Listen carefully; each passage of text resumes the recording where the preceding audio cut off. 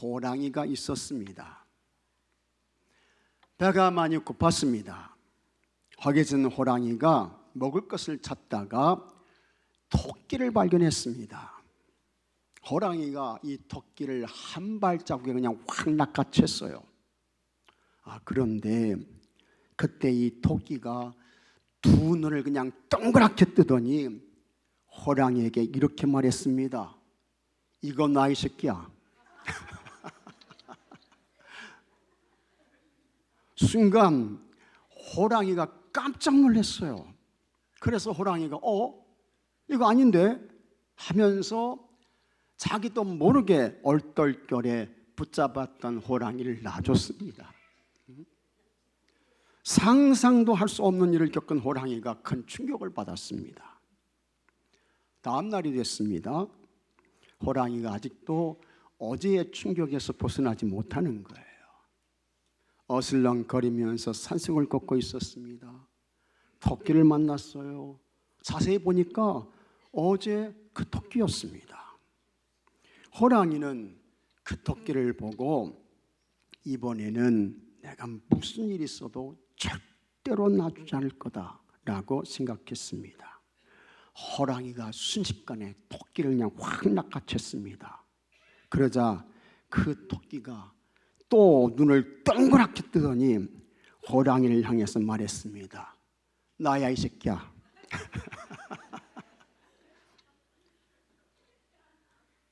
호랑이가 어제보다 더 큰 충격을 받았습니다. 그래서 다시 호랑이가 어쩔 줄을 몰라 하다가 토끼를 놔줬어요. 호랑이의 체면이 섭니까 안 섭니까? 안 서는 거예요. 말이 아닙니다. 하루가 지났습니다. 새날이 밝았습니다. 배가 몹시 고픈 호랑이가 숲을 거닐고 있었습니다. 토끼 한 마리가 나타났습니다. 호랑이가 이번에는 진짜 무슨 일이 있어도 내가 그냥 토끼를 놔주지 않을 거다 다짐을 하면서 그 토끼를 발로 확 잡았습니다. 잡고 보니까 어제 그 토끼가 아닌 거예요. 처음 보는 토끼입니다. 전혀 다른 토끼입니다. 그런데 이 토끼도 무슨 일인지 이 호랑이를 무서워하지 않습니다. 전혀 위축됨이 없는 거예요. 그러더니 그 토끼가 당당하게 이렇게 말했습니다. 소문 다 났어 이 새끼야.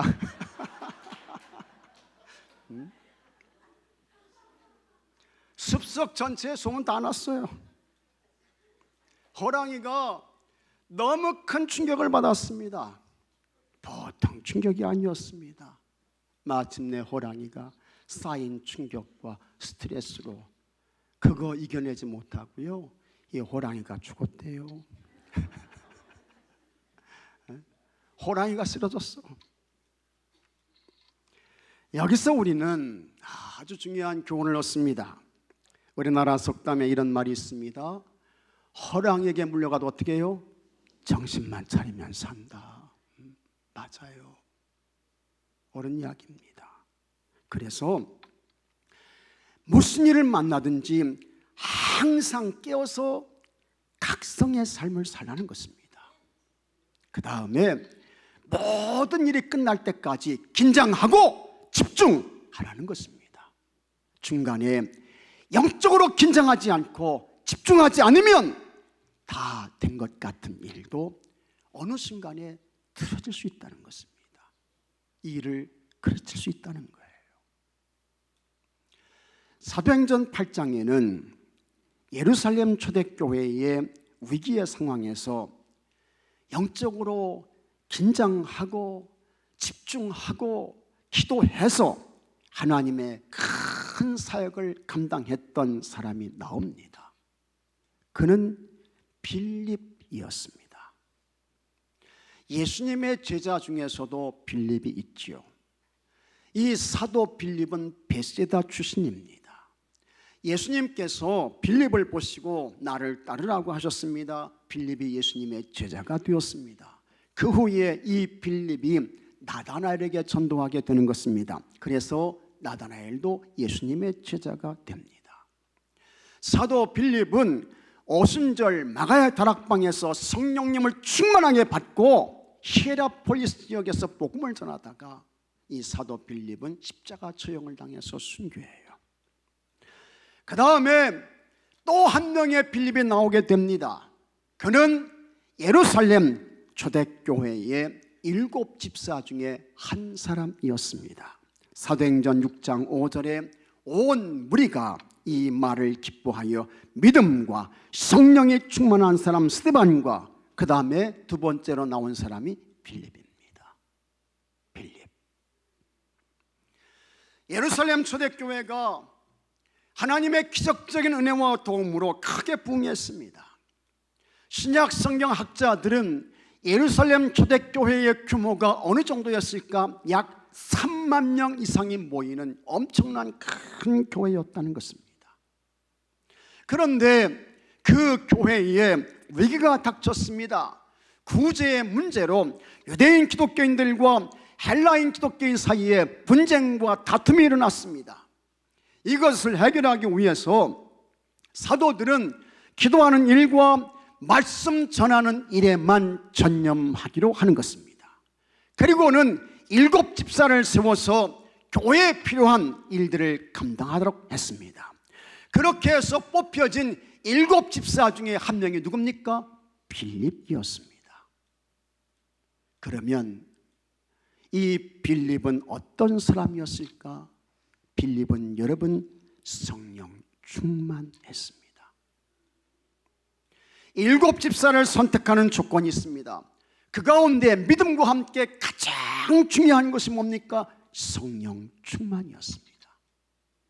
그리고 정말 빌립은 성령 충만한 집사였습니다.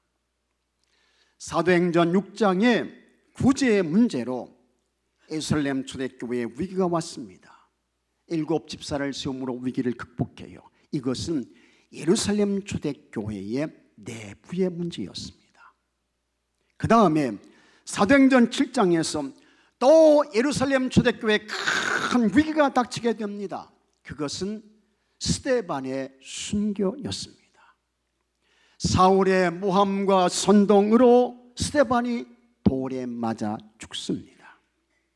그 사울은 살기가 여러분 등등했다고 했습니다. 예수님 믿는 사람들을 붙잡아서 옥에 가뒀어요. 3절에 사울이 교회를 잔멸할세 각 집에 들어가 남녀를 끌어다가 옥에 넘기니라.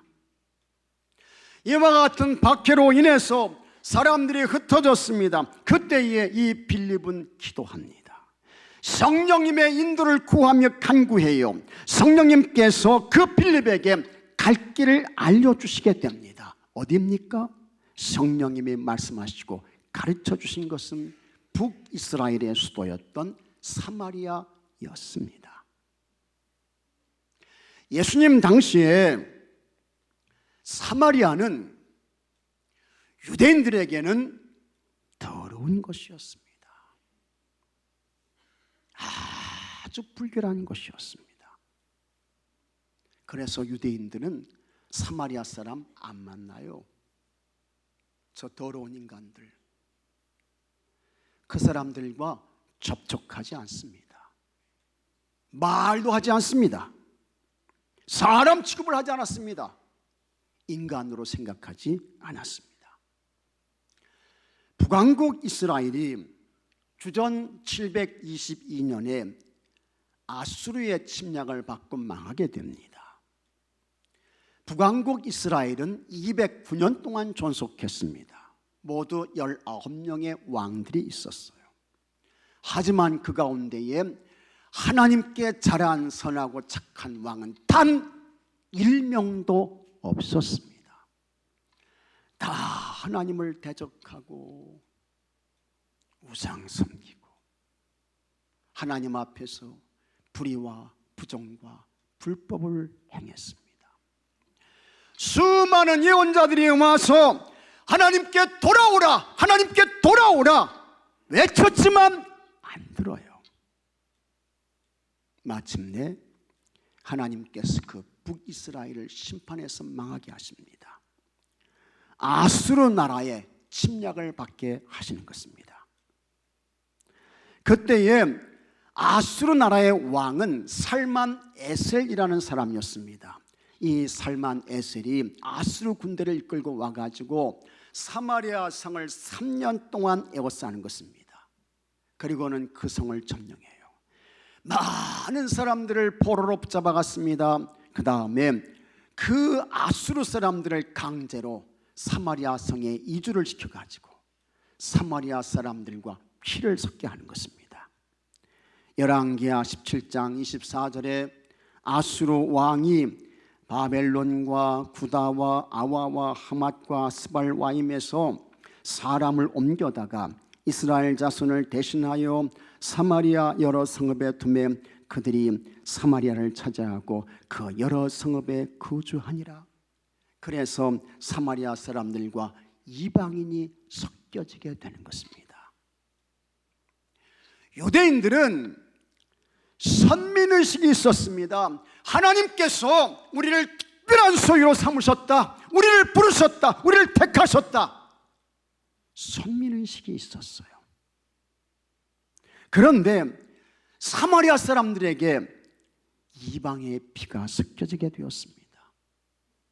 선민의식을 가진 유대인들이 볼 때에는 이 사마리아 사람들이 더러운 거예요.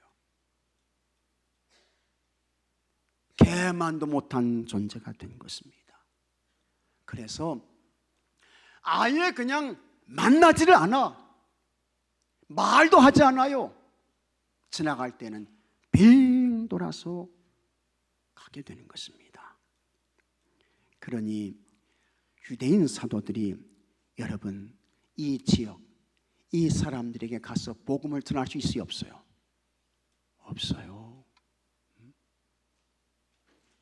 갔다고 하면 비난하고 비판하고 공격하고 험담하고 돌을 맞을지도 모릅니다. 그런데 빌립은 아니었습니다. 빌립은 사마리아로 가요. 그곳에서 예수 그리스도 구원의 복음을 전합니다. 그랬더니 이 사마리아 사람들이 빌립이 전하는 예수 복음을 듣고 이 사람들이 은혜 받습니다. 예수님을 그리스도 주님으로 믿는 거예요. 그리고는 그곳에 표적이 나타나고 악한 귀신이 쫓겨가고 많은 중풍병들이 고침을 받습니다. 걷지 못했던 사람이 걷게 되고, 그래서 그 사마리아 성에 큰 기쁨이 있게 되었습니다. 어떻게 이런 일이 일어나고 어떻게 이런 역사가 가능했을까? 사도행전 1장 8절에 예수님께서 말씀하셨습니다. 오직 성령이 너에게 임하시면 너희가 권능을 받고 예루살렘과 온 유대와 사마리아와 땅끝까지 이르러 내 증인이 되리라. 예수님께서 성령 받게 되면 가서 복음 전하는데 어디가 포함되어 있어요? 사마리아와 땅끝까지 이르러 사마리아가 포함되어 있는 거예요. 그러니까 이 빌립을 사마리아로 보내신 분이 누구냐? 누가 빌립 보낸 거예요? 성령님께서 빌립을 사마리아로 보내신 줄로 믿으시기 바랍니다. 그리고 이 빌립은 성령님의 지시에 순종해서 사마리아로 가서 복음을 전하게 됩니다. 성령님이 보내서 성령님의 지시에 따라 가서 복음을 전하니까 성령님이 그를 혼자 두시지 않습니다. 성령님께서 역사하시는 거예요. 성령님이 운행하시는 거예요. 성령님이 일하시는 것입니다. 그래서 여러분, 사람들이 다 마음이 열려지게 되고 이 사마리아 사람들이 예수 복음 듣고 은혜 받습니다. 악한 귀신이 쫓겨가요. 병든 사람이 고침받아요. 걷지 못했던 사람이 걷게 되었던 것입니다. 이 소식이 예루살렘 교회에 보고가 됩니다.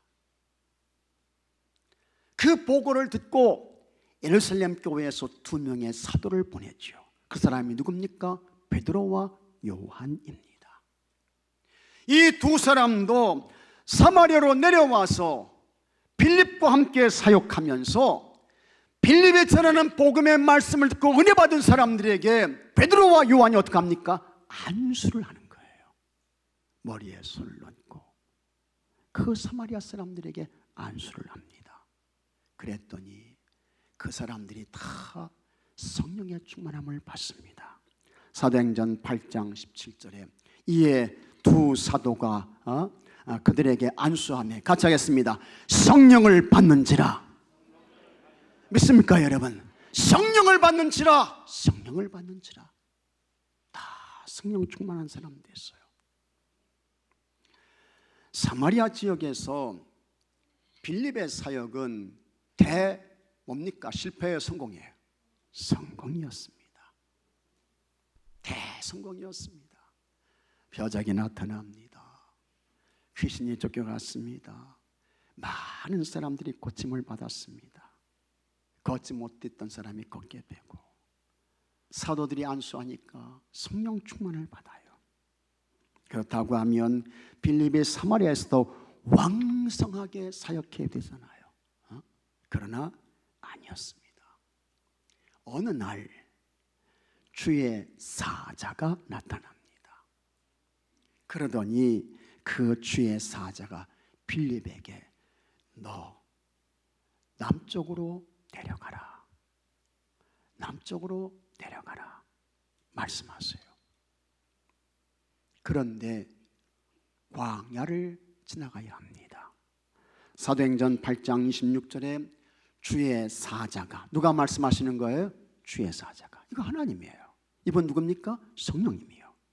주의 사자가 빌립에게 말하여 이르되 일어나서 남쪽으로 향하여 예루살렘에서 가사로 내려가는 길까지 가라 하니 그 길은 광야라. 사마리아에서 가사까지는 거리가 얼마일까? 약 140km입니다. 먼 거리예요.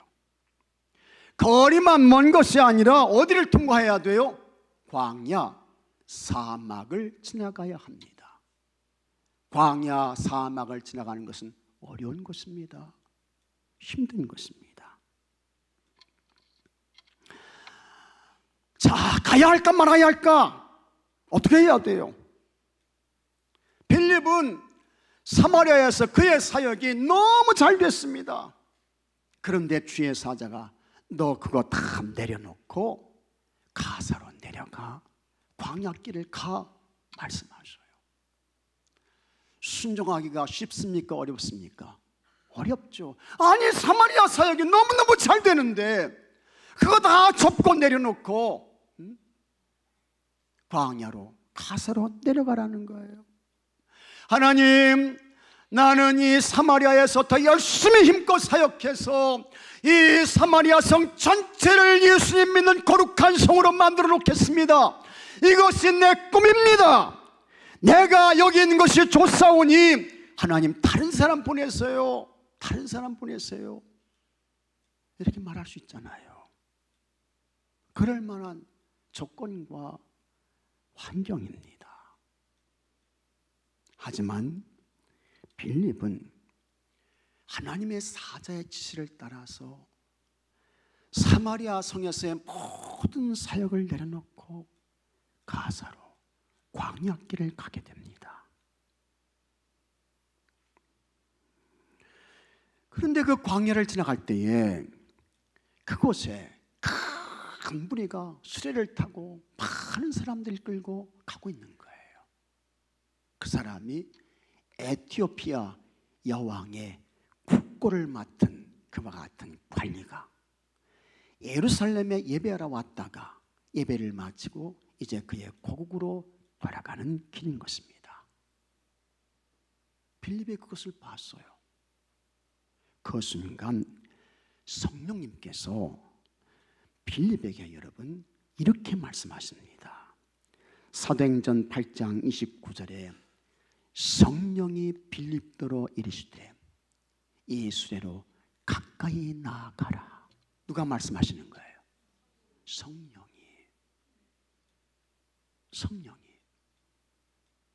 빌립더러 이르시되 너 저 수레로 가까이 가, 가까이 가 말씀하십니다.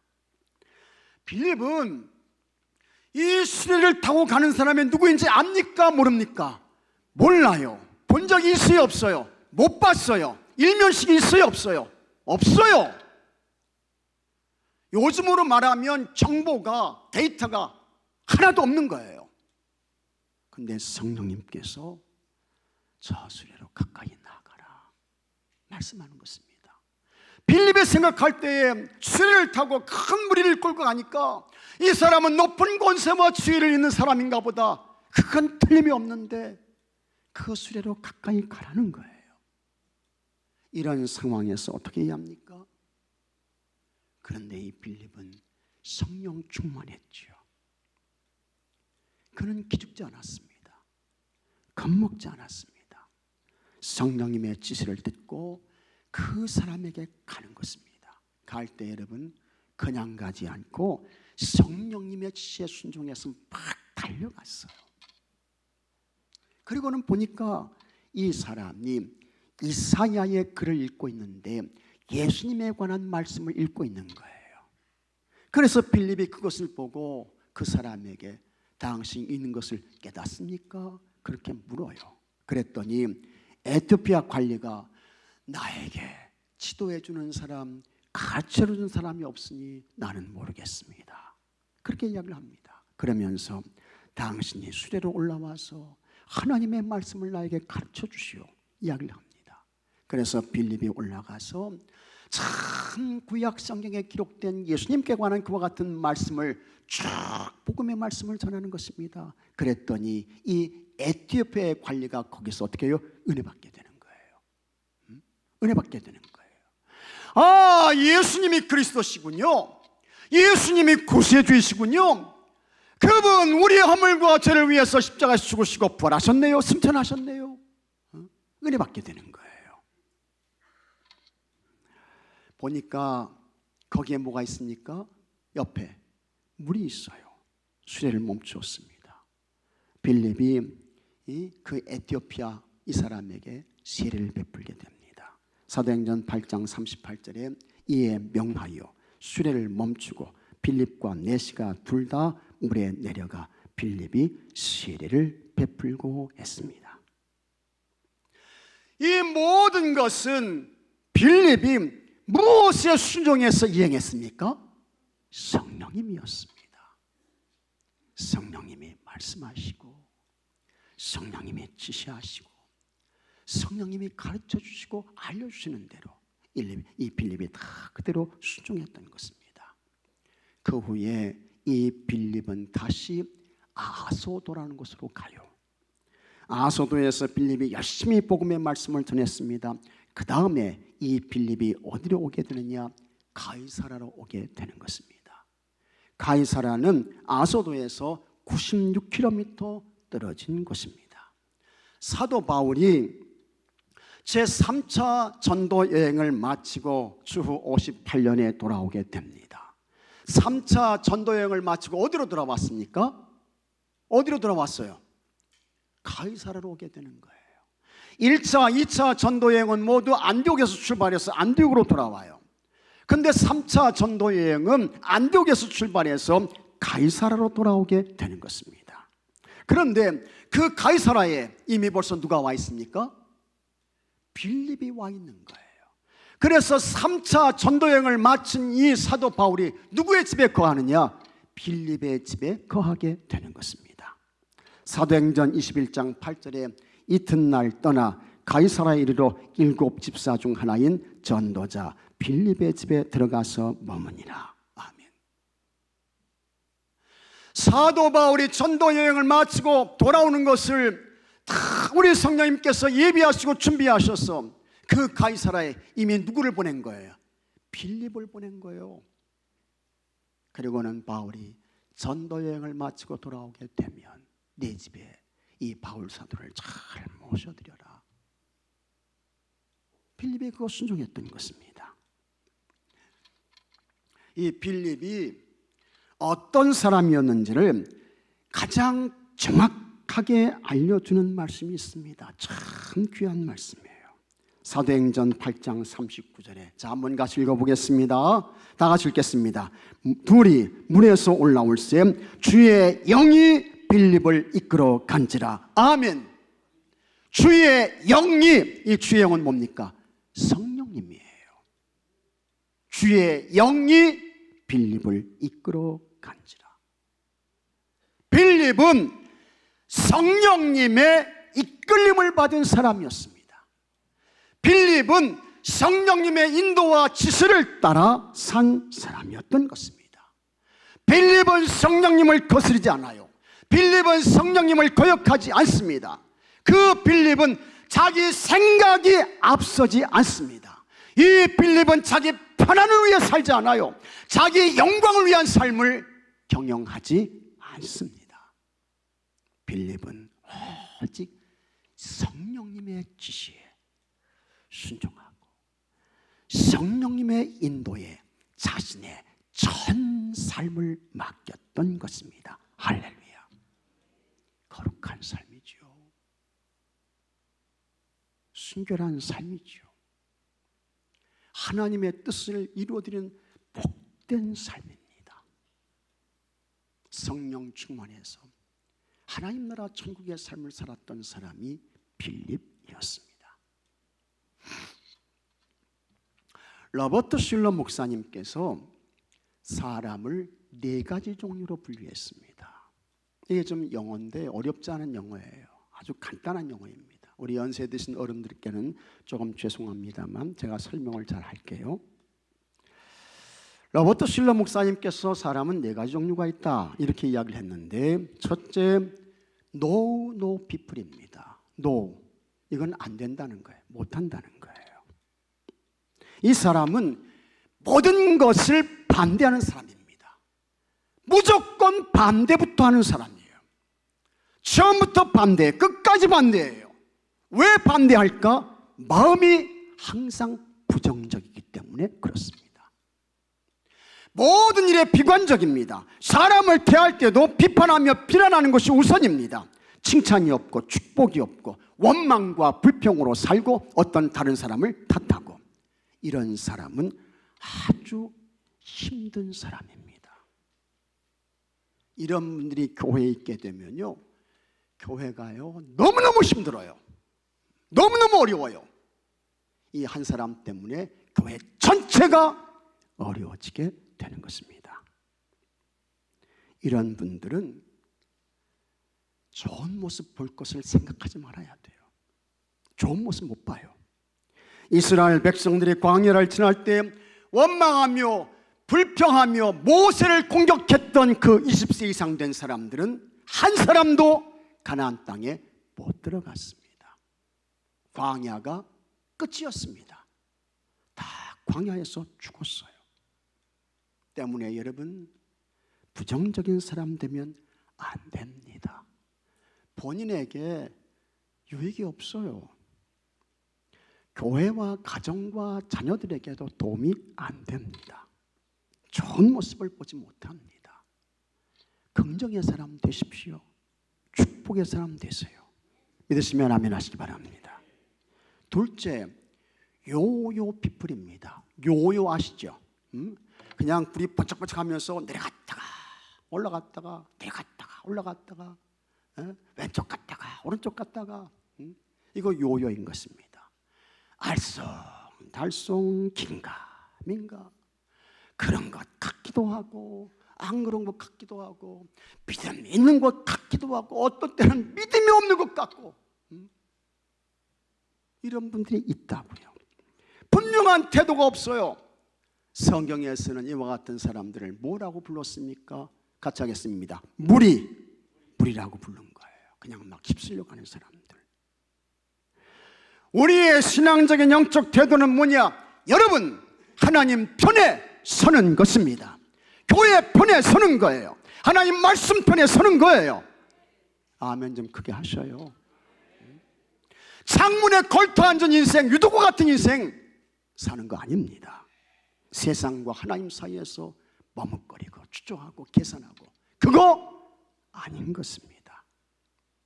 아주 그냥 확실한 예수님의 사람으로 사시는 여러분들이 되시기를 바랍니다. 셋째, 빌로우 피플이 있다고 했습니다. 이 빌로우는요, 입김을 후 불다, 그런 이야기야. 입김 분다는 거예요. 이 말은 뭐냐?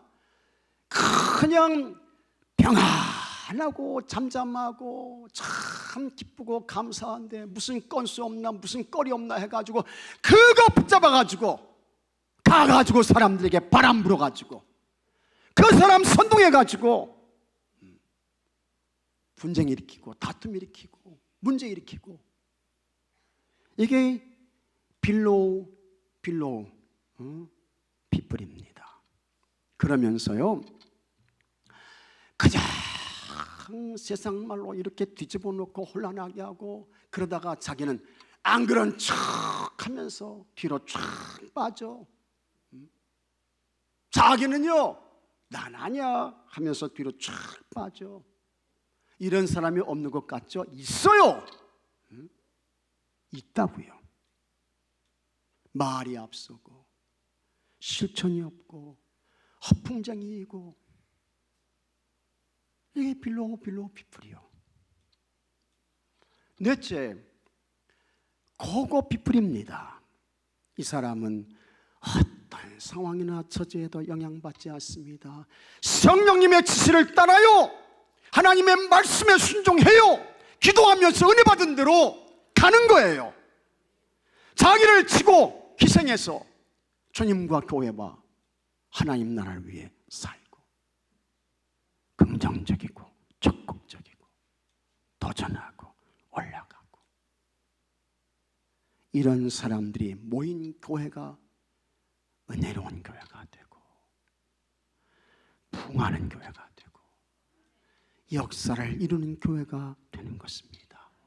믿으시면 아멘 하십시오. 성령님의 사람은 어떤 사람일까? 성령님의 사람은요, 고고 피플입니다. 그때에 내 힘으로 하는 거 아닙니다. 내 능력, 내 실력 가지고 하는 거 아닙니다.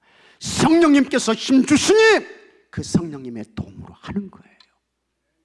성령님의 능력 받아서 하는 거예요. 여러분들은 모두 성령님으로 충만해서 고고 피플의 인생을 사는 참 복된 사람들 되시기를 주의 이름으로 축복합니다. 어떤 가정에 남편과 아내가 있었습니다. 인생을 함께 살아온 동반자였습니다. 힘든 인생을 견디며 같이 살아왔어요. 어느 날 그 남편과 아내가 좀 가파른 언덕길을 함께 올라가고 있었습니다. 그때에 아내가 조금 힘이 들었던 것 같아요. 그래서 이 아내가 남편에게 말했습니다. 여보, 내가 힘이 좀 드니 나 좀 업고 가요. 뭐 하라고요? 업고 가라고. 나 좀 업고 가요. 그 남편도 힘들었지만 남자 체면에 힘든 내색은 못하고 아내가 힘들다고 하니까, 업어달라고 하니까, 그래 내가 한번 업어줘야지 해가지고 언덕길을 올라갈 때에 이 남편이요, 아내를 등에 업었어요. 업었다고요. 참 아내가 남편의 등에 업히니까 기분 좋았습니다. 등에 업힌 아내가 남편에게 참 여보 고마워, 당신이 참 담이 되고 벽이 되고 지금까지 나와 함께 해줬는데 너무 감사해요 하면서 이 남편을 아내가 칭찬하면 여러분 업도 힘도 생겨가지고 그냥 언덕 꼭대기까지 다 올라갈 터인데, 이 아내가요 그렇지를 못했어요. 그래서 등에 업힌 아내가 말했습니다. 이렇게 말했습니다. 여보, 내가 무거워요? 별로 안 무겁지요? 업을만 하지요? 이게 이제 아내의 마음은 그냥 오래 업어줘서 언덕 끝까지 다 올라갔으면 좋겠다는 그런 마음이요.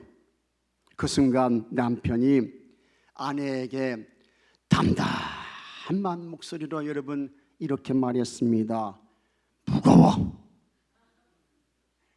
무겁고 말고. 그러면서 그 다음 말 잘 들어보시오.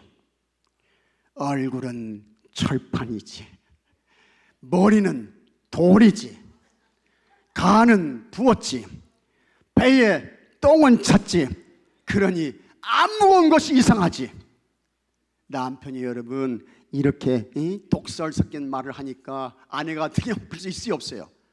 못 엎이죠. 즉시 내렸어요. 남편과 아내가 계속해서 나란히 길을 갑니다. 남편이 조금 지쳤습니다. 남편이 이번엔 아내에게 말했습니다. 여보, 내가 아까 당신을 등에 업고 언덕을 올랐더니 도저히 힘들어서 못 가겠네. 당신이 이번엔 나를 좀 업어주시오. 그 말을 들은 아내는 못 들은 채 할 수 없었습니다. 진짜 보니까 남편이 많이 지친 것 같아요. 힘이 빠진 것 같아요. 더군다나 남편의 등에 엎였을 때 남편에게 그냥 약을 올린 것이 사실은 또 미안했습니다. 그래서 이번에는 아내가 남편을 등에 업었습니다. 이때 남편도 아내 등에 엎였으니까 업어주는 아내에게 여보 참 고마워요. 당신에게 업히고 보니 당신 품이 어머니, 당신 등이 어머니 품 같오 하면서 너무 고맙고 감사해요. 이렇게 말하면 얼마나 좋겠습니까? 그런데 이 남편도 그렇게 말하지 않은 거예요.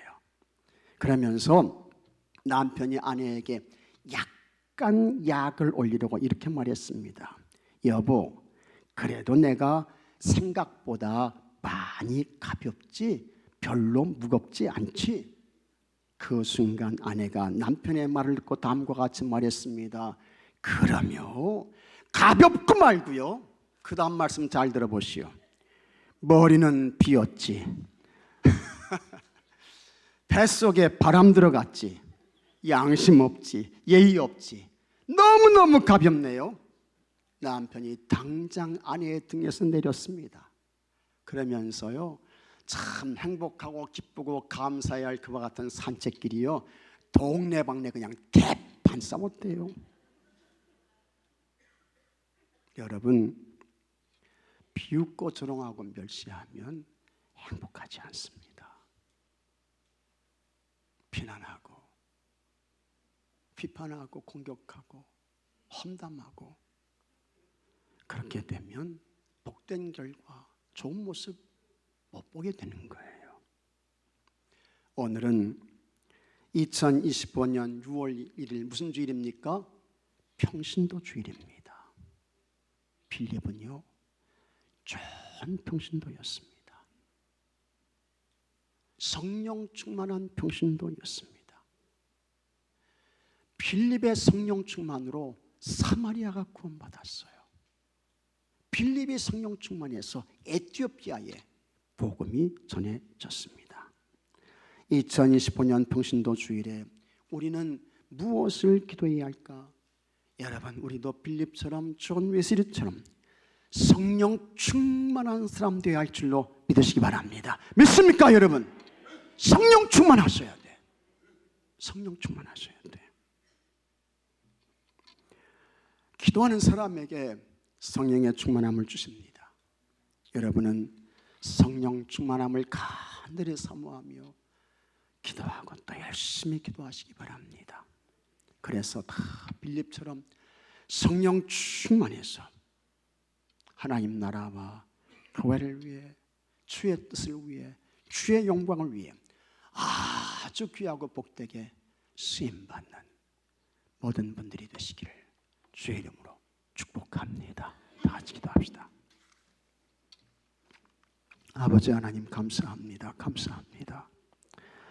우리 교회의 모든 성도님들이 빌립처럼 성령 충만케 하여 주시옵소서. 성령님의 지시를 따라 살게 하여 주시옵소서. 성령님께 붙잡힌 자로 살게 하여 주시옵소서. 예수님의 이름으로 기도합니다. 아멘. 치유와 회복의 기도하겠습니다. 병정의 심은 아픈 곳에 손을 얹으십시오.